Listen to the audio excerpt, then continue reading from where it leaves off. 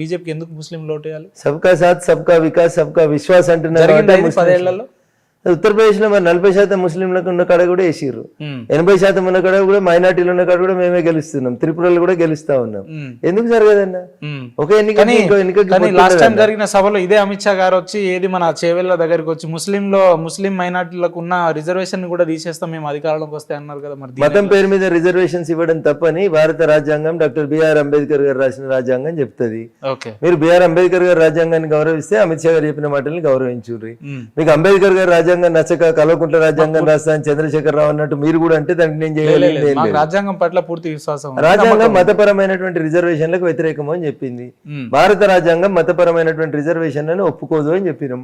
మేము దానికి కట్టుబడి ఉన్నాం. రాజకీయాల్లో రాజకీయ నాయకుడిగా ఒకసారి ఎమ్మెల్యే అయితే లేదా చైర్మన్ అయితే ఎమ్మెల్సీ అయితే వేల కోట్లుగా ఎదుగుతారు రాజకీయ నాయకులు.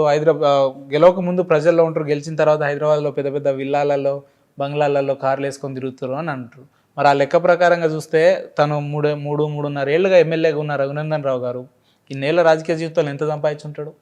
రఘునందన్ రావు రాజకీయాల్లోకి వచ్చినాక ఏం సంపాదించలేదు. రఘునందన్ రావు సంపాదించిందంతా అడ్వకేట్గా ఎన్రోల్ అయినప్పటి నుంచే. 97 నుంచి నేను ఇన్కమ్ ట్యాక్స్ కడతా ఉన్నా. అప్పటి నుంచి ఏమేమి సంపాదించినా, ఎన్నేళ్ళు ప్రాక్టీస్ చేసినా అనేది నా ఇన్కమ్ ట్యాక్స్ ట్రాక్ రికార్డే చెప్తుంది కదా. రాజకీయాలకు వచ్చి సంపాదించింది ఏం లేదు. ప్రతి ఎలక్షన్ అఫిడవిట్ కి ఒక ఆస్తి అమ్ముకుంటూనే పోతా ఉన్నా. ఫైనల్ గా మీ పార్లమెంట్ ఎన్నికలను ఉద్దేశించి మీ పార్లమెంట్ సెగ్మెంట్ లో ఉన్న నియోజకవర్గ ప్రజలకు మంచి సందేశం ఇవ్వాలి రఘునందన్ రావు గారు అంటే ఏం చెప్తారు? అంటే ఇప్పుడు పోటీ చేస్తున్నటువంటి అభ్యర్థులు, ఇతర పార్టీల నుంచి వచ్చేటువంటి అభ్యర్థుల్ని రఘునందన్ రావుని దయచేసి బేరీజ్ వేసుకోమని అడుగుతాను నేను. రేపు కాంగ్రెస్, బీఆర్ఎస్ అందరు కూడా అభ్యర్థుల్ని పెడతారు కదా. అన్ని పార్టీలకి అభ్యర్థులు వచ్చిన తర్వాత 1, 2, 3, 4 పార్టీలు పోటీ చేస్తే 4 ఉంటాం, 3 పోటీ చేస్తే 3 ఉంటాం. మీ ముందు 3 కనబడతారు. పాలేంది నీళ్ళేంది అనేది మీరు చూడండి.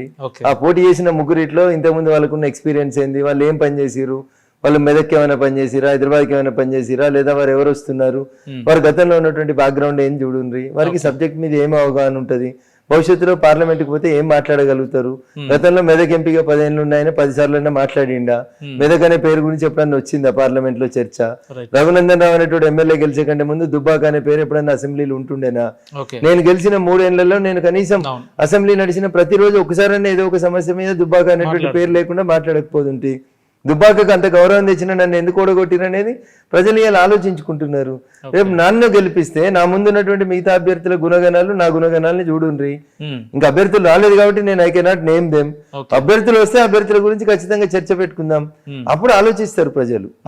ఆ ఇద్దరి కంటే రఘునందన్ రావు బెటర్ అనుకుంటే, బీఆర్ఎస్ అభ్యర్థి కంటే కాంగ్రెస్ అభ్యర్థి కంటే రఘునందన్ రావు బెటర్ అంటే రఘునందన్ రావుకే ఓటేస్తారు. రఘునందన్ రావుని గెలిపిస్తే మా మెదక్ పార్లమెంట్ పేరు పార్లమెంట్ లో వినబడుతుంది, మెదక్ సమస్యలు ప్రస్తావించబడతాయి, లేదా తెలంగాణ గొంతుకగా రఘునందన్ నిలబడతాడు అని ప్రజలు విశ్వసిస్తే ఖచ్చితంగా నాకే ఓటేస్తారు. 7 ఏళ్ల తర్వాత తెలంగాణ ప్రభుత్వం ఏర్పాటైన 7 ఏళ్ల దాకా, అంతకంటే ముందు ఉద్యమం నడిచిన పుష్కర కాలంలో గల్లీ గల్లీకి జయ జయ హే తెలంగాణ జననీ జయ కేతనం అని వాడిపించిన హరీష్ రావుకి, కేసీఆర్ కి, కేటీఆర్ కి, తెలంగాణ రాష్ట్ర శాసనసభలో ఉన్న ఒక్క టీఆర్ఎస్ ఎమ్మెల్యే కూడా తెలంగాణ రాష్ట్రానికి ఒక రాష్ట్ర గీతం ఉండాలనేటువంటి స్పృహ లేని వాళ్ళు వాళ్ళంతా 7 సంవత్సరాలు మొద్దులాగా అట్లా నడుస్తున్న అసెంబ్లీలో నేను గెలిచి అసెంబ్లీకి పోయిన మొదటి రోజు అక్కడ ముఖ్యమంత్రి గారు ఉన్నప్పుడు అడిగిన నేను డైరెక్ట్ సభలో, జనగణమన తర్వాత లోకల్ గా ఉండేటువంటి రాష్ట్రాలు రాష్ట్ర గీతం పాడతాయి సార్, కర్ణాటకలో పాడతారు, మహారాష్ట్రలో పాడతారు, తమిళనాడులో పాడతారు, మీరే చెప్పిండ్రు, మేమే ఉద్యమం చేసేటప్పుడు ఊరు పంటి జయ జయ హే తెలంగాణ జననీ జయ కేతనం అని వాడిపించారు. ఇది అలా రాష్ట్ర గీతం ఎందుకు కాలేకపోయిందని కేసీఆర్ నిలబెట్టి అడిగినోడు ఎవడు? రఘునందనే. అంత గొప్పగా ప్రజల పట్ల, సమస్యల పట్ల, సమాజం పట్ల కన్సర్న్ ఉన్న నన్ను ఆమోదించుర్రి, ఆశీర్వదించుర్రి అనేది నేను మా మెదక్ పార్లమెంట్ ప్రజలకు అప్పీల్ చేస్తా. నేను అడిగిన సార్ ఏమన్నాడు కేసీఆర్ గారు, ఇది కాదు రాష్ట్ర గీతం కాదు, రాష్ట్ర గీతం రాసినాక చెప్తా అన్నాడు. కానీ రేవంత్ రెడ్డి గారు ముఖ్యమంత్రి అయిన తర్వాత జయ జయ హే తెలంగాణ జననీ జయ కేతనం అనే పాట ఈ రాష్ట్ర గీతం అవుతుందని ప్రకటించిండు.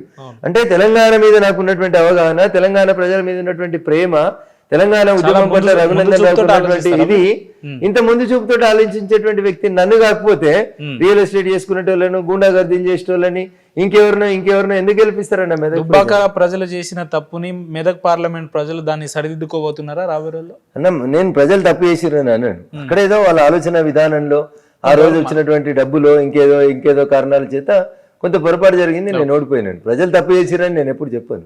సో మీరు అన్నట్టు నేను చేసిన అభివృద్ధిని నేను వాళ్ళకి చెప్పుకోలేకపోవడమో ఎక్కడో ఒక దగ్గర నా వైపు నుంచే లోపం జరిగింది. I never blame the public.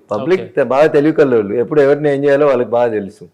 So దుబ్బాకలో ఓడిపోయినాం కాబట్టి ఏమన్నా రేపు మెదక్ పంపిస్తే పార్లమెంట్ కి రఘునందన్ రావు బాగా మాట్లాడతాడు, బాగా కొట్లాడతాడు అనేటువంటి విశ్వాసం మా మెదక్ జిల్లా ప్రజలకు ఉంటదని నేను అనుకుంటా ఉన్నా. అదే విశ్వాసంతో ముందుకు పోతున్నాను. అన్న ఇన్నేళ్ల ప్రత్యర్థి పార్టీల నుంచి ఎవరు వచ్చినా నేనే గెలుస్తానటువంటి విశ్వాసం అందుకనే ఉంది. ఇన్నేళ్ల మీ రాజకీయ జీవితంలో ఇప్పటి వరకు మీ వ్యక్తిగతంగా ఎటువంటి వివాదాలకు తావివ్వకుండా ఎదిగిన నేతల్లో ప్రధానంగా మీరు కూడా మీ పేరు కూడా వినిపిస్తా ఉంటదన్న. ఇది రాజకీయాల్లో మీకు ఎట్లా సాధ్యమైంది ఇది? ఎందుకు చాలా కాంట్రవర్సీస్ ఉంటాయి. రఘునందన్ రావు అంటేనే పొద్దున్నేస్తే కాంట్రవర్సీ లాగా కనబడుతుంది. ఇందాక మీరు అడిగిన ప్రశ్నకి ఈ పెద్ద బంగ్లా నేను ఎమ్మెల్యే అయినాక కొనుక్కోలేదు, ఫర్ యువర్ కైండ్ ఇన్ఫర్మేషన్. ఇది నేను 2018లో కొనుక్కున్నాను, నా కూతురికి అని చెప్పి కొనిచ్చిన. నేను అప్పుడు ఇంకా ప్రాక్టీస్ చేసుకుంటూనే ఉన్నా, అప్పటికి రాజకీయాల్లో ఉన్నా. ఎమ్మెల్యే అయినాక కొనుక్కున్న ఇల్లు కాదు ఇది.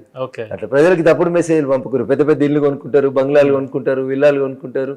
ఈ విల్లా కానీ నేను పటాన్చెరులో ఉన్న ఇల్లు కానీ లేకపోతే దుబ్బాకలో కట్టుకున్న ఇల్లు కానీ అవన్నీ నేను ముందు చేసుకునేది తప్ప, ఇప్పుడేదో ఎమ్మెల్యే అయిన తర్వాత నేను అమ్ముకునే తప్ప కట్టుకునే ఏం కొత్తగా లేవు. 2018 election affidavit, 19 election affidavit, 20 election affidavit, ఇప్పుడు 23 ఎలక్షన్ అఫిడవిట్ చూస్తే మీకు తెలుస్తుంది. కొన్నాయన్ని అమ్మినాయన్ని అనేది తెలుస్తుంది కదన్న. ఏ ఊర్లో అమ్మినాం, పట్టణంలో అమ్మి పల్లెటూర్లలో కొనుక్కున్నావా, ఏం కొనుక్కున్నావా అనేది చూస్తే తెలుస్తుంది. రైట్ అన్న, చివరగా రాజకీయంగా అంతిమ లక్ష్యం ఏంటి? రఘునందన్ రావు గారి అంతిమ లక్ష్యం ఏంటి రాజకీయాల్లో? ప్రజలు సేవ చేయడం. అందరికీ అదే ఉంటది కదా. నేనైతే దానికోసం వచ్చిన. I don't have anything else. మీరు చెప్తున్నట్టు బీజేపీ నుంచి ఎంపీగా మీరు గెలిస్తే, కేంద్రంలో అధికారంలో ఉంటే ఎంపీగా ఉండబోతే మనం తెలంగాణ రాష్ట్ర ప్రజలు మిమ్మల్ని ఎంపీగా చూడబోతారా, ఇంకా పై స్థాయిలో చూడబోతారా? అది నరేంద్ర మోడీ గారు పార్టీ తీసుకున్నటువంటి నిర్ణయం, దాన్ని స్వాగతించాలి. అప్పుడు ఉంటుందా మీకు ఆశీర్వాదం ఉంటుందా పార్టీ నుంచి? ఉన్నది కాబట్టి ఎన్నిసార్లు పోటీ చేసేందుకు అవకాశం వస్తుంది కదా, లేకపోతే ఎట్లా వస్తుంది? రైట్ అన్న, ఇంత బిజీ షెడ్యూల్లో కూడా మీ అమూల్యమైన సమయాన్ని మాతో పంచుకున్నందుకు మీకు ప్రత్యేక ధన్యవాదాలు అన్న. మీ నియోజకవర్గ ప్రజలు అనుకుంటున్నట్టు వ్యక్తిగతంగా మేము కూడా మీరు రాబోయే రోజుల్లో మంచి స్థాయిలో ఉండి ప్రజలకు మరింత సేవ చేయాలని మేము మనస్ఫూర్తిగా కోరుకుంటున్నాం. థ్యాంక్ యూ అన్న. మీ ఆశీస్సులు ఉండాలి. థ్యాంక్ యూ అన్న. Thank you.